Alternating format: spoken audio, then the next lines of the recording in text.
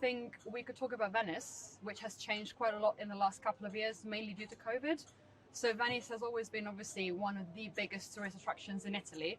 But in a way, ever since the pandemic started, the tourism influx has changed a lot, meaning that tourists now come to Venice and stay for longer periods of time, which in a way has benefited the city because originally Venice would be one of those day trips tourists would do, so the hop in and out culture. Whereas now people are taking more time to visit the city, to get to know the culture, to get to know the locals a little bit more, which has helped financially and economically because a lot of locals have started their businesses up again. So all in all, I think it's going in the right direction, hoping it stays that way.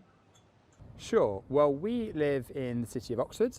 It's a very beautiful, ancient city, and it's really important to kind of make sure that it's accessible to everyone.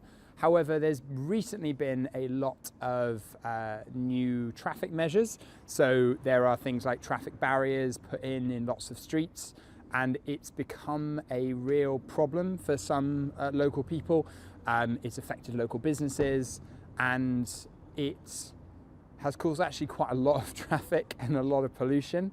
And so I feel it's a shame that this city is becoming harder to access when I think a lot of people could benefit from it. I think I agree that this is definitely has been a change recently. So the City Council have been trying to introduce low traffic neighborhoods, and I live on a very, very lively crossroads, and also I don't drive, so I rely either on walking or using public transport. And so as such, I should be one of the people who directly benefit from the measures. And I would say to a degree it has worked, and I absolutely agree with the longer term goals of reducing pollution. I think the way it has been implemented was really poor because, for example, people weren't giving sufficient notice. All of the barriers came into work at once. There wasn't enough direct communication. Many people were very angry, and I think there is also the angle where something is being introduced not by improving existing structures, but by forbidding people from doing what they used to do. And you can see how that would resonate poorly across the city. Istanbul has changed so much, maybe over the decades, because the population increased dramatically. Now I think it's the most populated city in the Europe, and there are so many beautiful places, but the traffic is terrible because there are almost 18 or 20 million people in a tiny city, because the size is really tiny. So it's just changed dramatically. Yes, it's a good thing for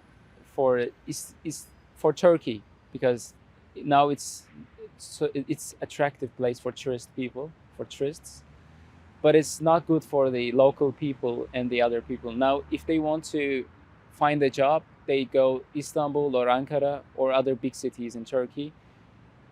So it's not good because overpopulation is not good for a city, for transport and for the other things. Yeah. The capital city of my country, Montevideo, it has changed a lot. Maybe not in terms of infrastructure, but when it comes to diversity, you definitely get to see people from like different parts of the world that maybe when I was a child you didn't get to see very often, and that is also reflected in, for example, restaurant options.